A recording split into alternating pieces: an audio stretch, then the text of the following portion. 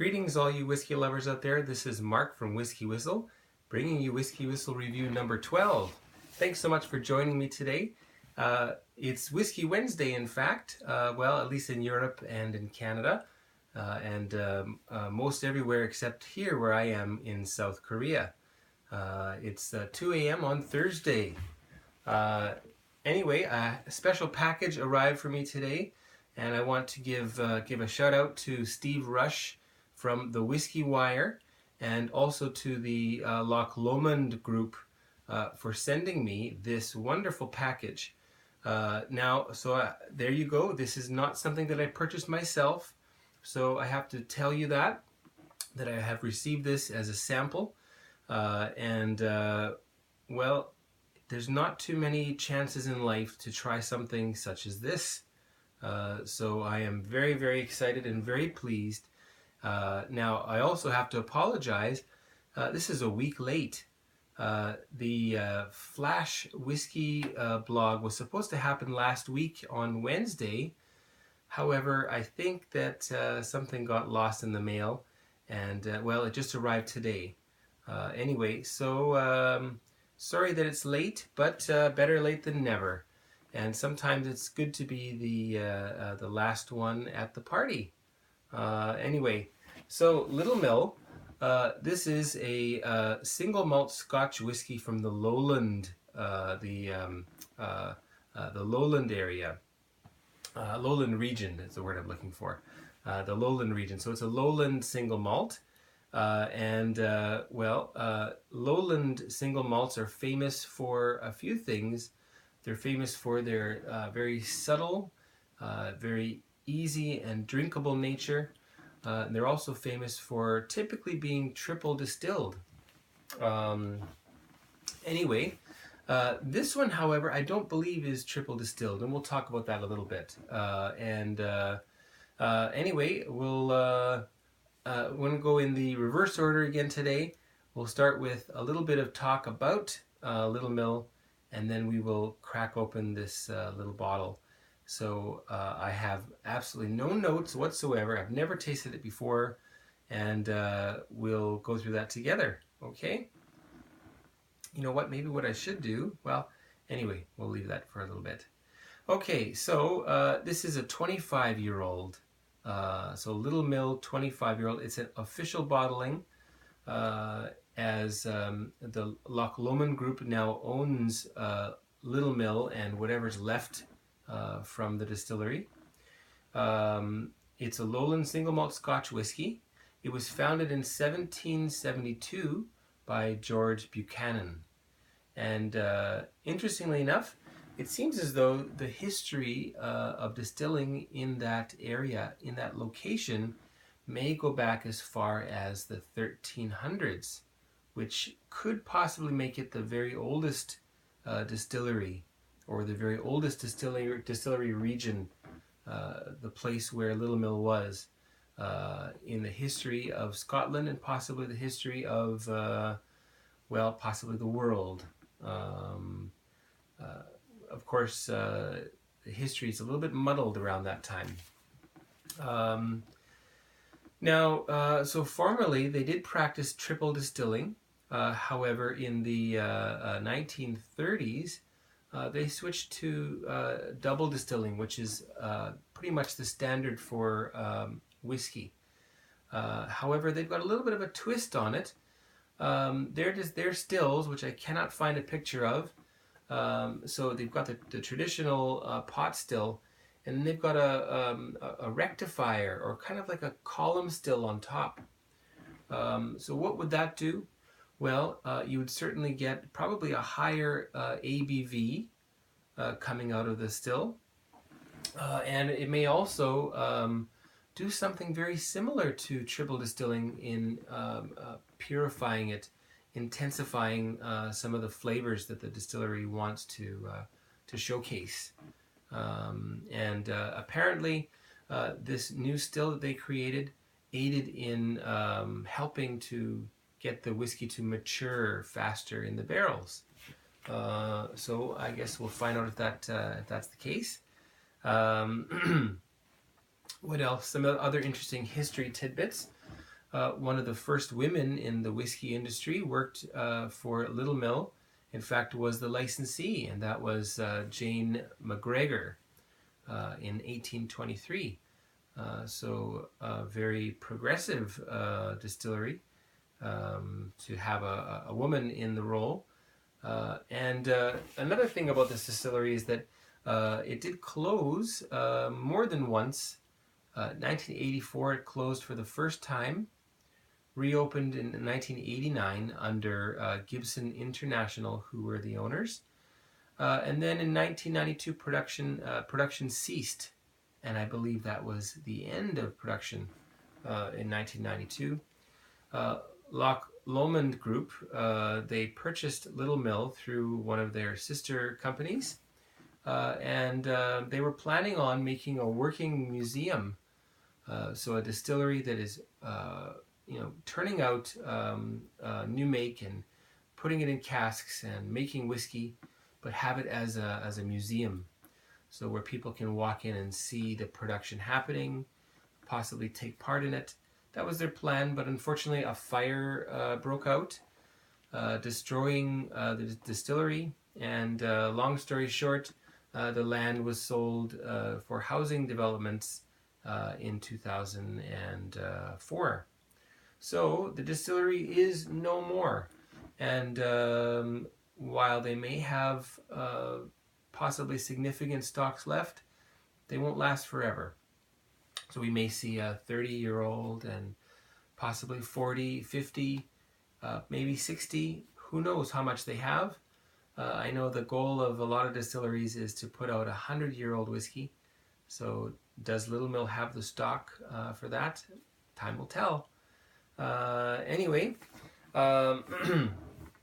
let's crack open that little bad boy there.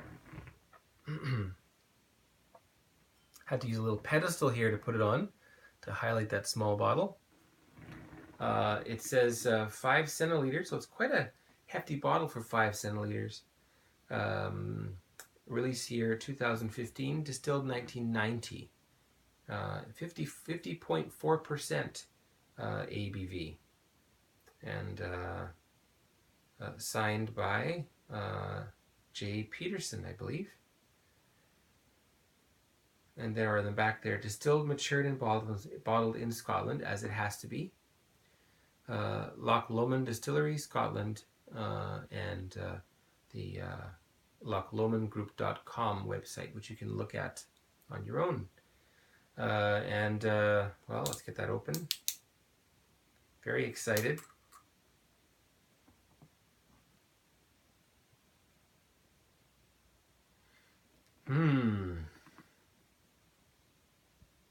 Lots of vanilla and oaky notes coming through there. Not going to pour too much. I want to save a little bit. I think that's a healthy pour. Put that there for a minute. We're going to have to let that breathe for a little while. The going saying is that one should wait a minute for every year in the bottle. Well, I'm not going to wait 25 minutes, but we'll give it at least 10. Well,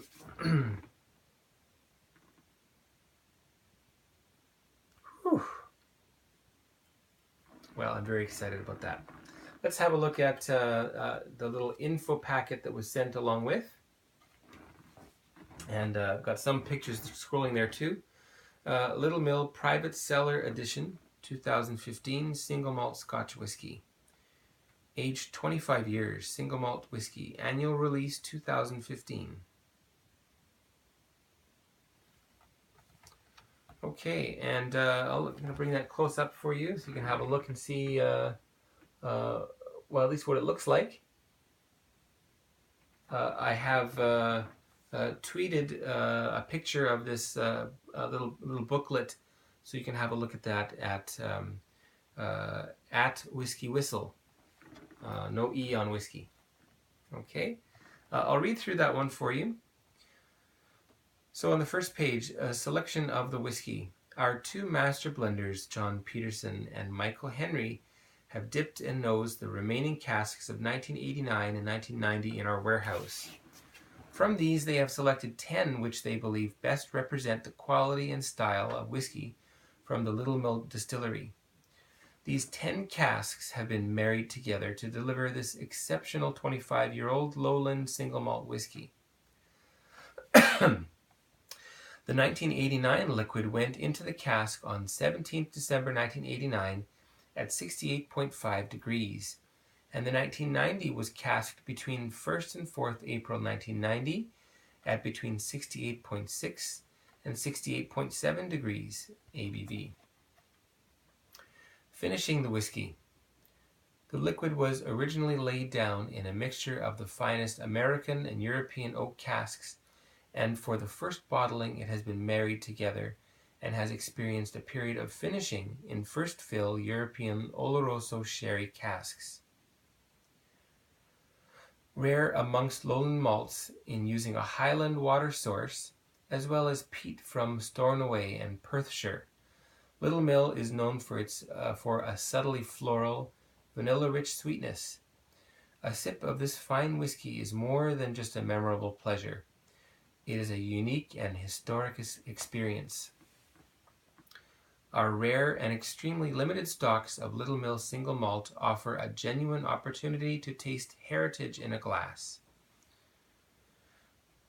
1,500 individually numbered limited edition bottles, scarce and precious liquid. Premium bottle with an ornate stopper and collar. 25-year-old liquid in the Littlemill Lowland whiskey style. Your own unique piece of Littlemill cask used to mature the scarce liquid. A miniature of the precious liquid. Wow, that's interesting. So you get a little piece of the cask that was used to mature this very whiskey. Wouldn't that be nice? And also a miniature. So typically with these rare and vintage sets, they send a miniature so that the owner can taste the whiskey and keep the full bottle for a special occasion, or to hand down to perhaps their daughters or sons. Okay, and on the back side we've got a little bit of the history of the Littlemill Distillery. So I'd like to read through that as well. Okay, the history of Littlemill Distillery. The Littlemill Distillery was officially established in 1772 on the site of an old brewery that had founded during the 14th century in Bowling on the banks of the River Clyde near Glasgow. It is also rumored that illicit distilling had taken place here since 1750, when the site was bought by George Buchanan, a malt master. And according to the renowned whiskey historian and writer Misako Udo in her book, The Scotch Whiskey Distilleries, distilling may have taken place here for many centuries before, possibly making it the world's oldest whiskey distillery. It is a tragedy that Littlemill fell into perpetual silence in 1994, and then the distillery was destroyed by fire in 2004.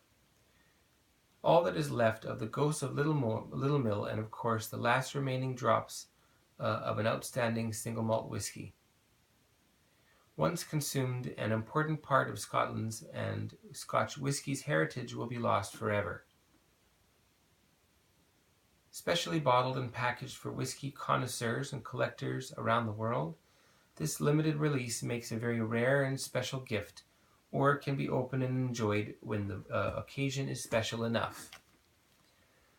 Made from locally grown peat kilned barley, and blended with spring water from the Auchentorley Burn, this whiskey has the hallmark of a fine lowland whiskey. Delicate, gentle, sweet, and malty. Now overlaid with the finish of an Oloroso sherry casks, bringing a hint of creaminess and spice with a touch of sweetness.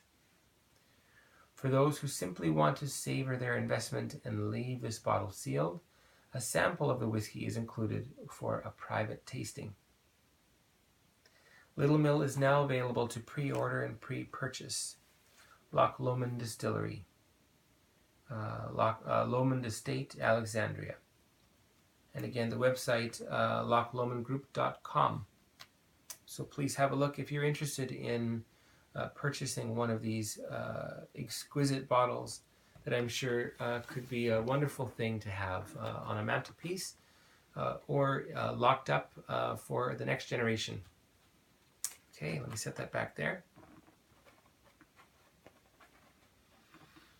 And the pictures I've got, excuse me, I'm going to have a little bit of water. Okay, the pictures I've got rolling through there, that's the distillery as it had been formerly before destroyed by fire. And then we'll go back to the front. There's the cover of the booklet. Well, I'll let you have a look at those. And this is the bottle. Gorgeous, isn't it? Wish I could get one of those. Much too pricey for me. Okay, so let's nose the whiskey. It's been about 10 minutes, I'd say. And a lot of oak and very sweet. So sweet that a fruit fly from a pack of bananas I've got in the kitchen have made their way over to smell this fine whiskey.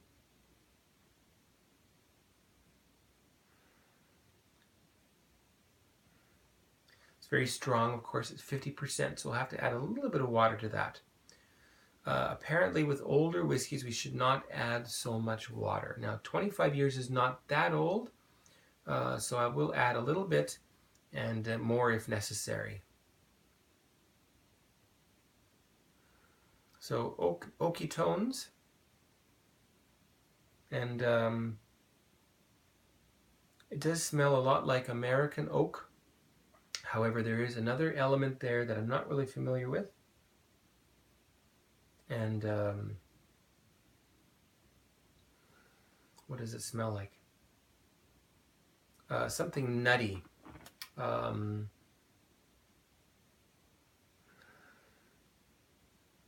Nutty and very bright.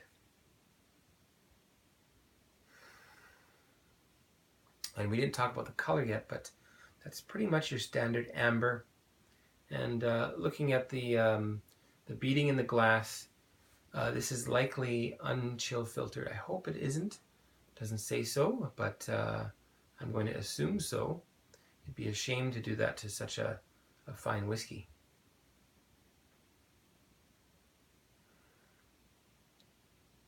And a little bit of the polished oak and leather notes are peeking through now.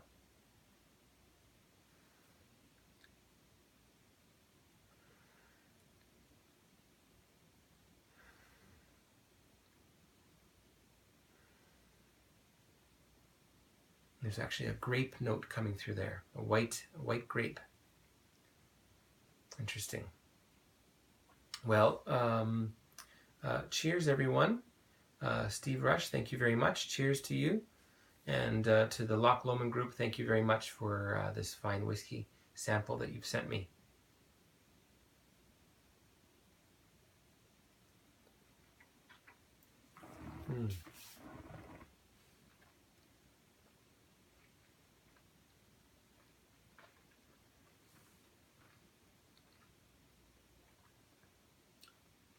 Oh,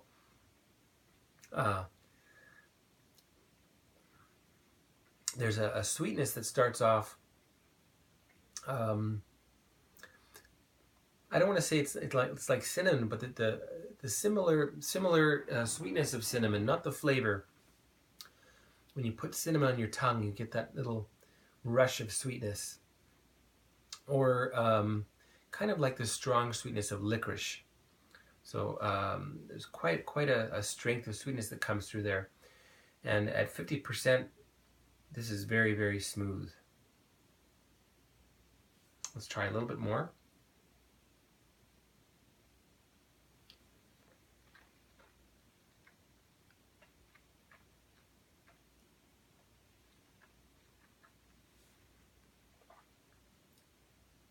It's very smooth and buttery on the palate. It really coats your tongue. everywhere. There's a touch of sourness that really brings out the sweetness, which is nice.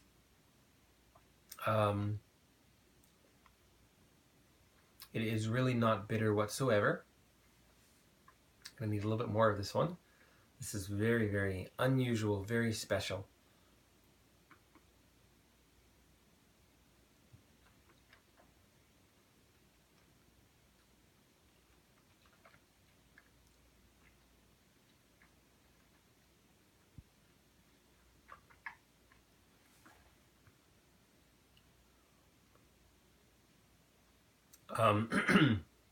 So the white grape note is still there. It's kind of like the background flavor. Vanilla is also at the front, so very much vanilla coming through there. Sorry for the stutter. And there's a nuttiness there, a hazelnut flavor that's coming through as well.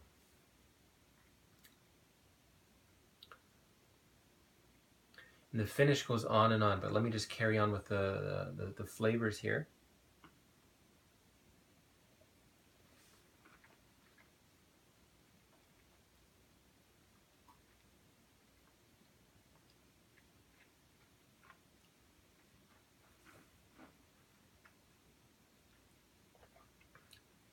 I'd say it's near perfectly balanced.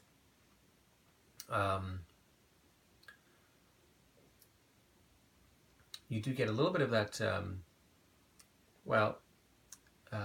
if you've ever played baseball, you may on occasion chew a little bit of the leather to soften it up. So anyway, there's a nice warm vanilla leathery note there, and that white grape sweetness.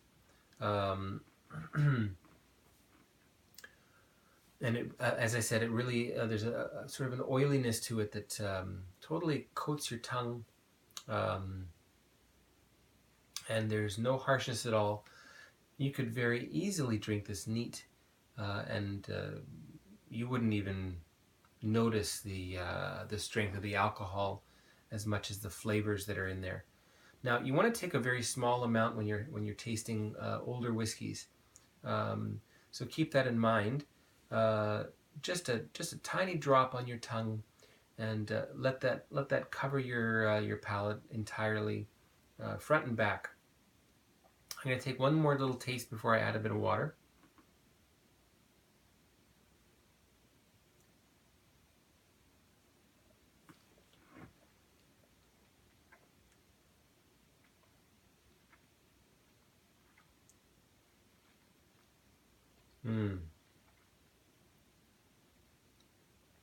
And there's a slight brininess to it, so a little bit of salty notes. And I think, well, fruit-wise, we got the grape there, but also something like, kind of like a muskmelon. That it's not salty so much, but it has a little bit of a briny sort of tang to it, or dragon fruit. Which is, again, has that little touch of saltiness to the flavor. If you get a chance to try some dragon fruit, please do. Apparently the purple flesh is the best. I've only had the white. We'll try to find the purple one soon. But anyway, enough about the fruits. Let's get back into this whiskey. I'm going to add a touch of water. And then we'll let it just mix in there. So that should be right down around 40% now. The finish, as I mentioned, very long. My mouth just feels like it's got some vanilla pods stuck in there and just constantly coming through. A little bit of a tobacco note as well.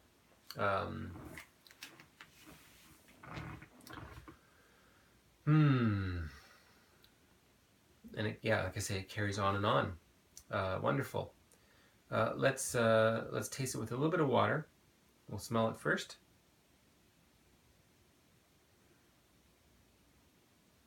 And the vanilla really, really comes to the foreground with water added. And the polished wood notes have dissipated somewhat.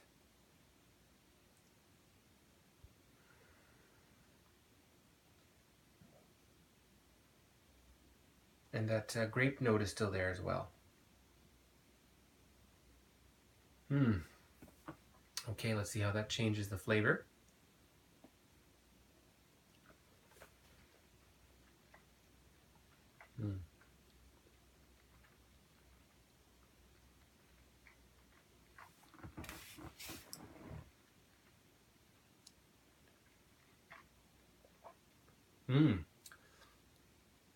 Whoa, you get a lot more spices coming through with water, in fact. Cinnamon and nutmeg. Meanwhile, there's still that hazelnuttiness to it. And that grape flavor is still sort of in the background. And a little bit of astringency once you add water in the finish. So very, very complex, something that you can really enjoy with or without water, and you can really take pleasure in the fact that you add a bit of water and you get something completely different. I'm going to add just a drop more.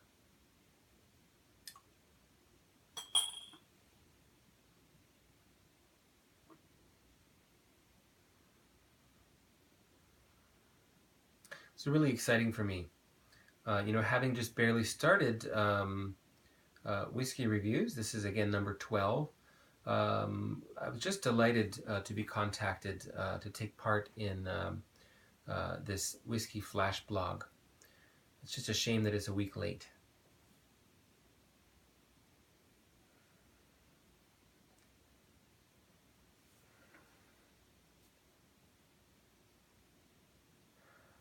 I'm starting to get a bit of a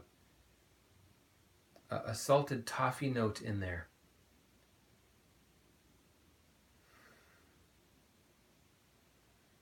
Ooh, very heady stuff.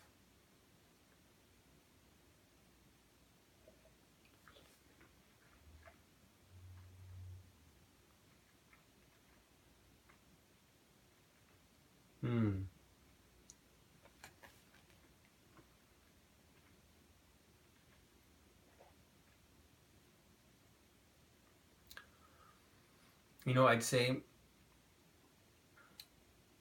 either you have to take this neat, or you have to put in, I guess in about a 20 or 25 milliliter glass full, a good 5 milliliters in there. I could do the math in my head, but probably taking it down to somewhere around the 35% ABV range. It's really mellowed out in terms of that you know, that rush of spiciness and astringency that I noticed with just a little bit of water. And the leather is making its way back, in fact. So salted toffee, leathery notes. And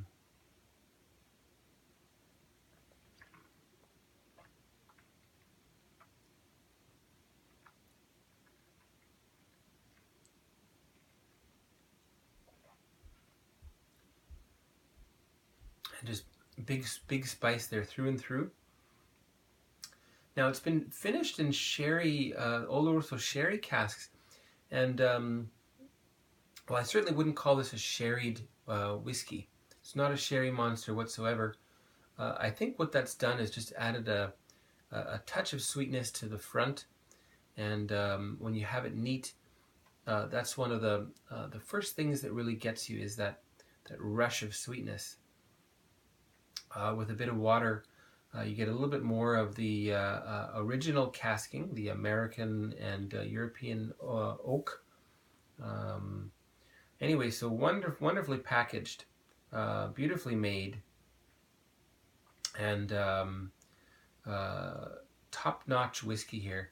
This is something that you know, for a regular fellow like myself, it's a rare occasion. This is probably one of the few occasions in my life that I may experience something as delicate and flavorful and potent as this. I mean, should things, unless things should change in the near future. Anyway, take a final sip here.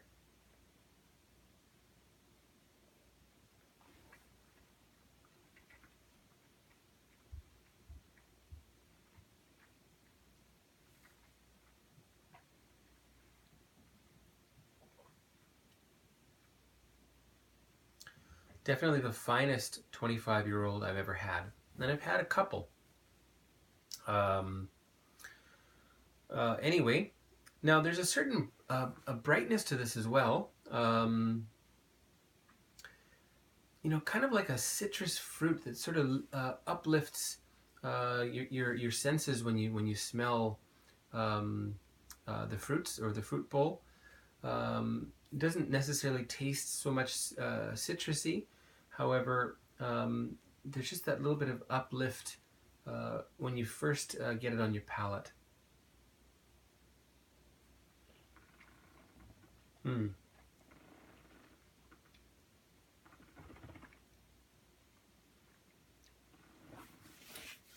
What a delight. Now, would it be fair to give this a mark, since I haven't purchased a bottle myself?